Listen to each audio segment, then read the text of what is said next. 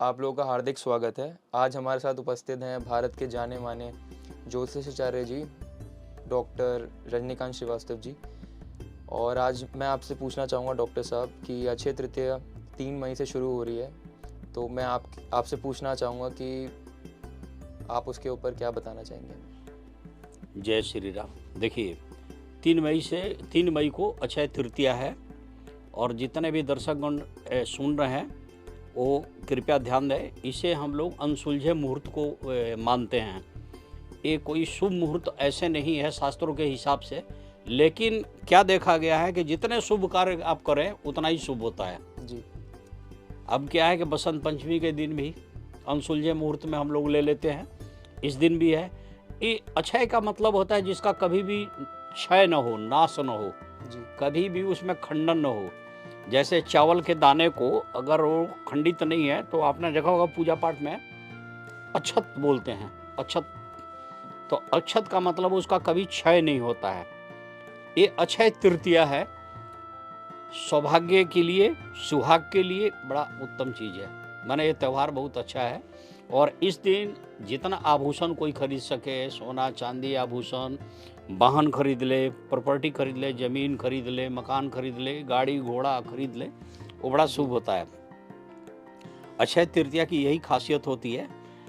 अक्षय तृतीया के विषय में मैं बताऊंगा कि इस मंगलवार को 3 मई को ये मनाई जाएगी और रोहिणी नक्षत्र के शोभन योग बन रहा है।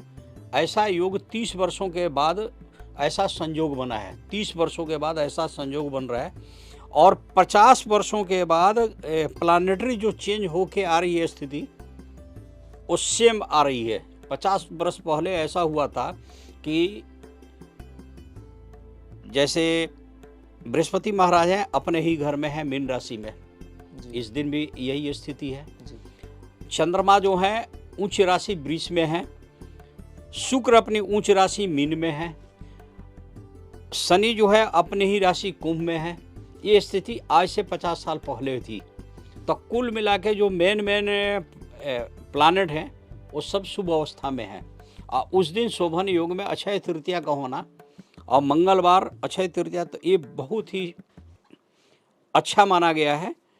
उस दिन ग्रहों की जो स्थिति है ये मैंने आपको बता दी। अब देखिए, दान पुण्य का जो रिवाज है, इस दिन क्या होता है कि आपने देखा होगा कि पितरों के लिए भी कलश लोग निकालते हैं जी। और एक कलश लोग निकालते हैं भगवान विष्णु को, जगत के पालनहार, उनके लिए निकाली जाती है। पितरों के लिए जो निकाली जाती है उसमें लोग काली तिल, जल और कुछ पैसे, सफ़ेद फूल इत्यादि रख के और दान पुण्य करते हैं। जी। ये कलश निकलती है पितरों के लिए और कई लोग पितरों का स्थान दे रखे हैं तो वहाँ पे लेके जाते हैं और पंडित जी के थ्रू एक करा देते हैं। और जनरल जो है भगवान विष्णु को जो चढ़ाई जाती है उस दिन सफ़ेद जौ होती है, पीला फूल है, चंदन है, पंचामृत है और फल है। ये सारी चीज़ें इकट्ठा करके कलश में भर के भगवान विष्णु जी को अर्पित की जाती है। जी। तो आशीर्वाद मिलता है अक्षय का, तो आदमी चिरंजीवी होता है, सौभाग्यशाली होता है। सौभाग्यशाली मतलब होता है और सुहागिन स्त्रियों के लिए बड़ा अच्छा आता है। और इस दिन जो लोग क्रय मीन्स की परचेज जो करते हैं, सोना चांदी ज्वेलरी जो भी उनको खरीदना है, वो बड़ा अच्छा होता है। कहते हैं कि दिन दूनी रात चौगुनी। इसकी एक और खासियत है इस त्यौहार की कि इस दिन जो दान आप करेंगे वो आपको कई गुना रिटर्न बैक में मिल जाती है। आप जैसे उस दिन किसी गरीब आदमी को भोजन कराएं, कुछ पैसे दे दें, पंडित जी को दे दें, मंदिर में दे दें, कहीं भंडारा के लिए दे दें, तो वो सब उतना कई गुना आपको रिटर्न बैक भगवान देते हैं। आपका सुख शांति और बढ़ जाती है।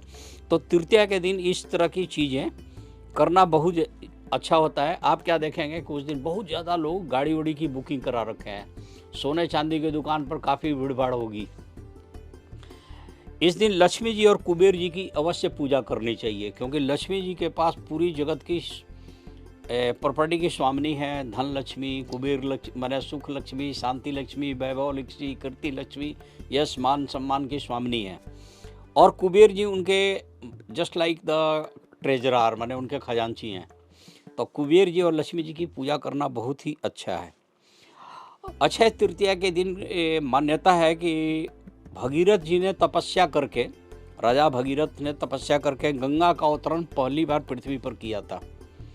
और गंगा का कभी भी नाश नहीं होता है, गंगा एकदम बढ़ती जाती हैं। जी अक्षय तृतीया इस दिन से शुरू हुआ था। कुछ लोगों का कहना है कि इसी दिन नर और नारायण का अवतरण हुआ था, ये भी माने प्रचलन में है।